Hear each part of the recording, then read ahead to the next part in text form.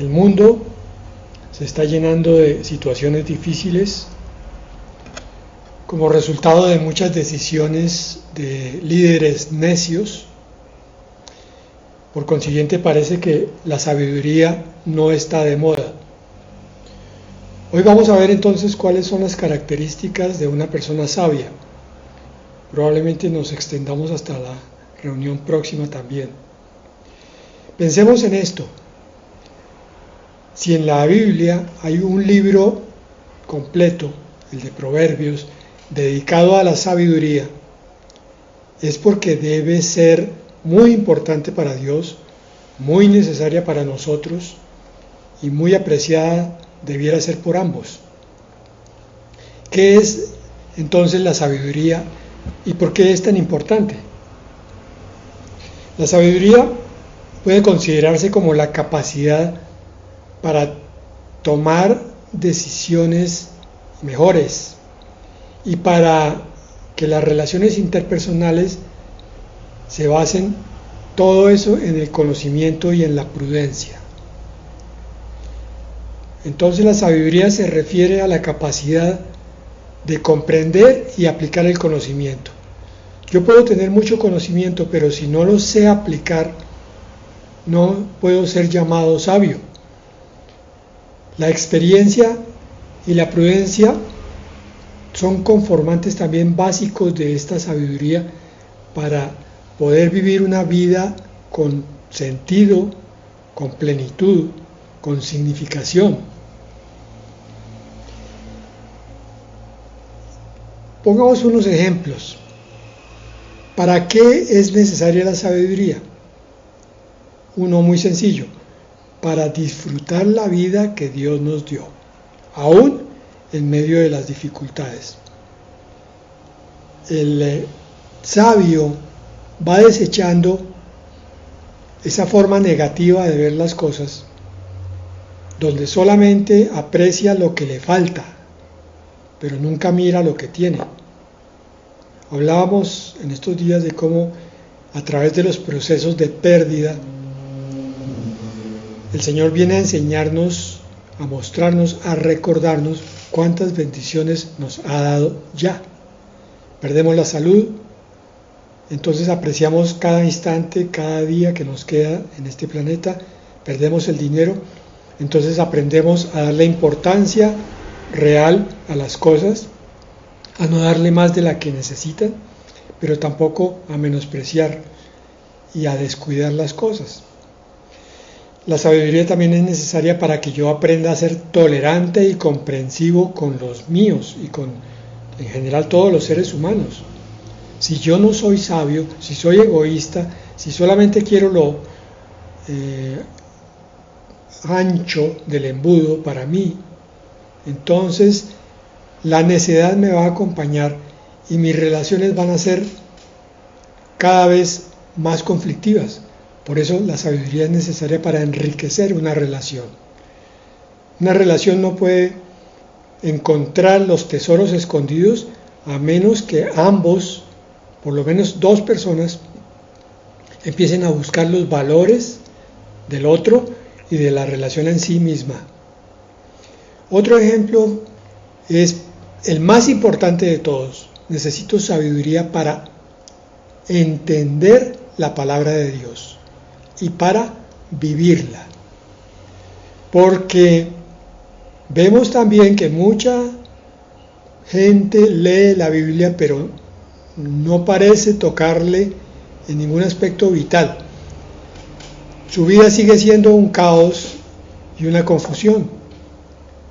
Hay una ruptura entre la lectura de la palabra y la vida práctica, porque falta la sabiduría de Dios. Entonces, la sabiduría se puede dividir en dos campos de acción. Primero, la capacidad de pensar críticamente. Eso quiere decir, yo tengo una situación determinada delante de mí, la miro, la estudio, la analizo, pienso críticamente y además de eso aprendo de las experiencias pasadas. Entonces esa situación que se me está presentando la miro a la luz de mis experiencias, a la luz de lo que he aprendido. Eso es lo que se llama inteligencia.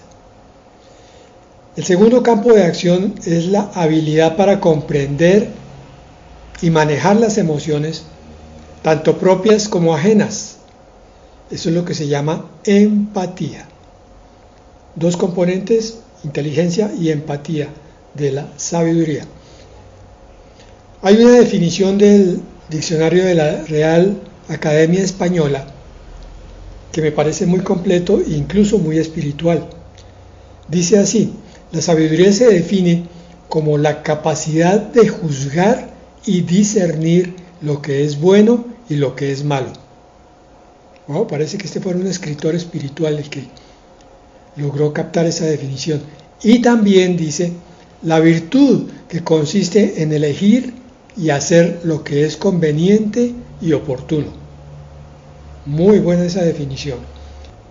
Es importante destacar que la sabiduría va más allá del conocimiento intelectual o académico o de la información que se tiene.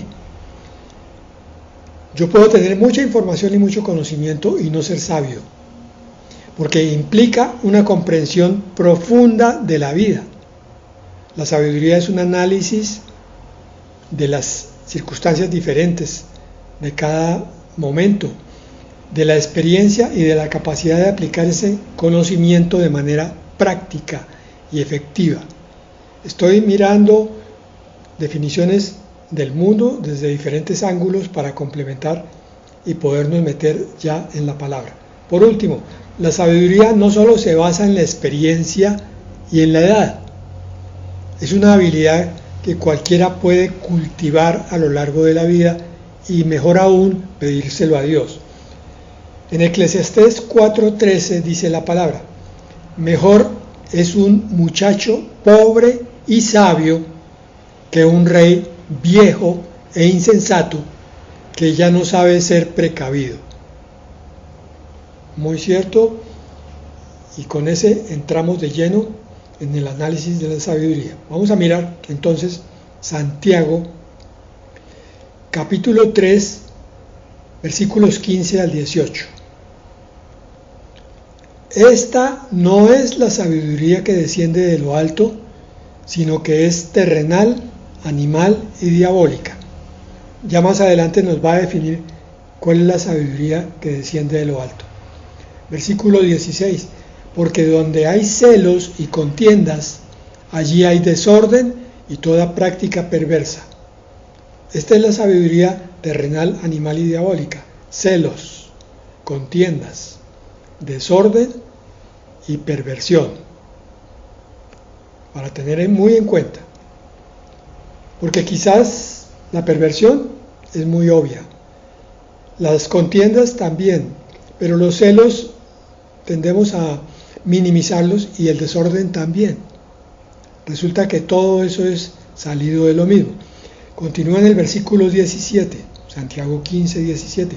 En cambio, la sabiduría que procede de lo alto es primeramente pura, luego es pacífica, tolerante, complaciente, llena de misericordia y de buenos frutos, imparcial y no hipócrita. Esto se parece un poco a la definición del amor de la primera de Corintios 13. Y el versículo 18 dice: y el fruto de justicia se siembra en paz para aquellos que hacen la paz. Entonces, característica de la sabiduría que viene de lo alto: pura, pacífica, tolerante, complaciente, misericordiosa, llena de buenos frutos, imparcial, o sea, justa, no hipócrita, sincera, y siembra en paz. Adquirir ese tipo de sabiduría debe ser uno de los ideales de la vida cristiana, con todos estos atributos. Y entonces aquí encontramos que hay dos clases de sabiduría: la que es de lo alto, que es espiritual y justa, y la que es terrenal, animal y diabólica. ¿Cómo entendemos eso? vamos a cambiar los adjetivos. Entonces terrenal es mundana, sabiduría de este mundo. Muchos se creen sabios, pero son mundanos. Y es lo que estamos viendo hoy en las figuras que quieren copar los liderazgos del mundo. Se las dan de intelectuales, hacen citas de libros rebuscadísimos, pero toman decisiones totalmente absurdas. La sabiduría, después de terrenal, dice animal, o sea, carnal, aquella que le da gusto a los apetitos y sentidos. Y por último, es diabólica, o sea, es maligna. En la primera de Timoteo 6:20 dice: oh Timoteo, guarda lo que se te ha encomendado, evitando las profanas y vanas palabrerías y los argumentos de la falsamente llamada ciencia. Traigo este versículo para comprobar con la palabra que no todo lo que está escrito en los libros del mundo, ni siquiera la ciencia que tiene tantos logros hoy en día, puede ser llamada sabiduría de lo alto. Como mucho es una sabiduría terrenal y con frecuencia animal, y no logramos a veces descubrir los propósitos malignos. Por eso dice los argumentos de la falsamente llamada ciencia, porque alguien puede decir, pero ¿y entonces el derecho, entonces la medicina, entonces la filosofía, la psicología? No, todo eso es ciencia como lo ve la Biblia, y es conocimiento apenas mundano, pero no da sabiduría realmente. Estoy diciendo esto para que aprendamos a desechar las fuentes falsas de conocimiento. Por eso la palabra de Dios puede ser teñida ligeramente, es un término no adecuado, pero con ciertos conocimientos del mundo. Es decir, se pueden citar algunas cosas del mundo, pero la palabra es la que se sustenta a sí misma. Yo no puedo sustentar una enseñanza bíblica con cosas del mundo. Por eso, este tema que estamos viendo nos debería impulsar, primero, a buscar sabiduría. Debe ser un propósito del cristiano comprometido. Segundo, a ser más estudiosos. Tenemos que confesarle al Señor que a veces somos perezosos para estudiar la palabra del Señor, en términos de adquirir sabiduría, no en términos de lectura de libro. Ser más estudiosos también implica meditar más en la palabra y en las cosas de la vida. El cristiano que está madurando analiza las situaciones que le ocurren a él y a los suyos, a los cercanos, y las mira todas esas situaciones a la luz de la palabra. Por eso, sobre todo, este tema debe invitarnos a compenetrarnos más con la palabra. Insisto, no solamente a leerla, sino a estudiarla como un tesoro, como la fuente de la vida. No en vano el libro de Proverbios empieza con una sabiduría hablando como un ser humano, y muchos comentaristas han cogido esa figura de literatura del libro de Proverbios para decir que la sabiduría es el Señor Jesucristo en persona. Vamos a ver algunas características clave de las personas sabias. Entonces, una característica de la persona sabia es que piensa lógicamente. Las personas sabias toman decisiones basadas en hechos y razonamientos sustentados. ¿Estamos de acuerdo? No se dejan llevar por emociones o impulsos, esto es muy importante, sino que analizan las situaciones de manera objetiva. Vamos a ver qué nos dice la palabra con respecto a esto. Segunda de Corintios 5:7. Porque andamos por fe, no por vista. ¿Qué nos decía el planteamiento? que debe haber una forma correcta de andar por la vida en forma sabia. Y es no dejándose llevar por impulsos o emociones. Por eso la palabra dice, andamos por fe, no por vista. Pero para eso, para que eso ocurra, para que el cristiano realmente camine por fe, tiene que saber en qué cree. Tiene que haber desarrollado un cuerpo de conocimiento bíblico para tener claros los principios morales por los que se guía. Tenemos que saber en qué creemos. Si yo no leo la palabra de Dios, no voy a saber bien. Probablemente voy a tomar algunas ideas del pastor que me predica, pero hasta que yo no me relacione directamente con la palabra de Dios, es que no va a empezar mi crecimiento interior, espiritual, en sabiduría. De hecho, esa es la explicación de por qué tantos cristianos no crecen en sabiduría. Se contentan solamente con oír una predicación y otra, pero no estudian lo que están oyendo. Porque para tener un sistema de creencias hay que estudiar y meditar. Esto es clave. Por fe andamos, no por vista. De ese conocimiento, de ese estudio y de esa meditación, de los principios bíblicos que son principios universales, es que se toman entonces las decisiones sustentadas, es decir, decisiones basadas en la verdad de Dios. Si yo no hago eso, no puedo aspirar a ser llamado sabio. Segundo punto, la persona sabia piensa desde diferentes perspectivas. Estoy de acuerdo. La persona sabia es capaz de ver un problema desde varias ópticas. Claro, lo coge, lo analiza por aquí, por allá.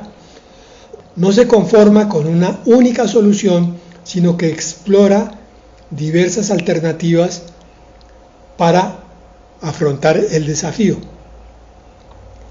La palabra en Hebreos 5:14 dice, pero el alimento sólido es para los maduros, para los que por la práctica tienen los sentidos entrenados para discernir entre el bien y el mal. De paso, aquí definió lo que es madurez. Aquel que sabe escoger entre el bien y el mal. El infantilismo entonces consiste en escoger pues lo más fácil, la apariencia que llama la atención, o lo más deleitoso, lo que me gusta. Eso es ser infantil. Así yo escojo a mi pareja, así escojo una compra de una casa, de un apartamento, de un carro, por la apariencia. Y después entonces vienen los dolores de cabeza y me pregunto, ¿por qué? ¿Por qué a mí me pasan estas cosas? En cambio, la madurez escoge lo que trae mayor beneficio justo para todos y para sí mismo. Es una decisión sopesada. Entonces debemos usar bien nuestro cerebro, sometiéndolo, nuestra mente, nuestro poder intelectual, a los principios espirituales de la palabra de Dios. Las decisiones de todo cristiano ante situaciones materiales y espirituales tienen que ser basadas en la palabra de Dios, porque la palabra de Dios es la verdad de Dios.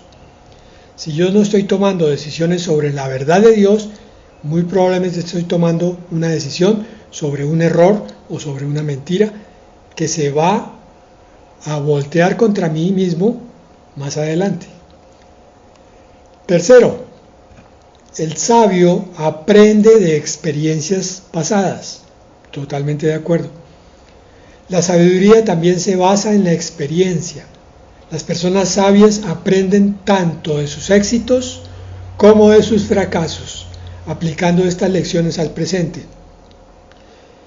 Aquí podemos decir que en realidad no debería haber fracaso, no debería llamarse así, sino lecciones exitosas y lecciones duras.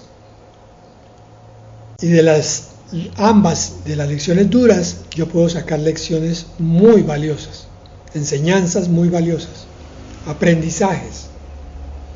Job 12:12 dice: en los ancianos hay sabiduría y en la mucha edad entendimiento. Esta cultura está pecando de menosprecio de los ancianos. Culturas antiguas valoraban la experiencia y el conocimiento del anciano, y el anciano siempre era líder en su comunidad. Hoy no.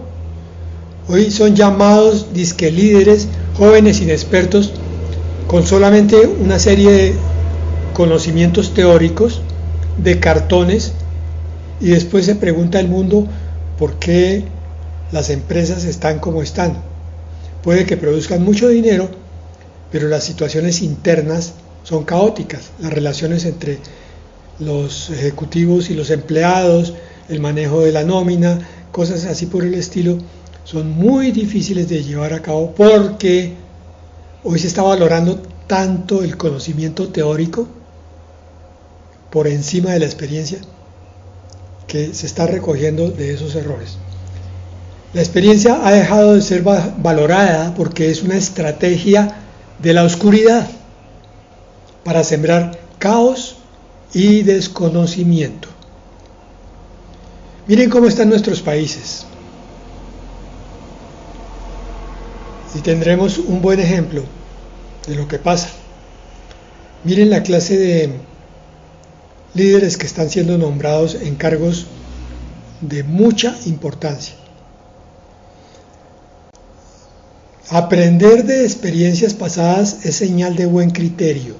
Por el contrario, ¿hay algo más absurdo que la persona que repite los mismos errores? Eso no es raro, es frecuente. Es frecuente encontrar esto como una especie de enfermedad endémica.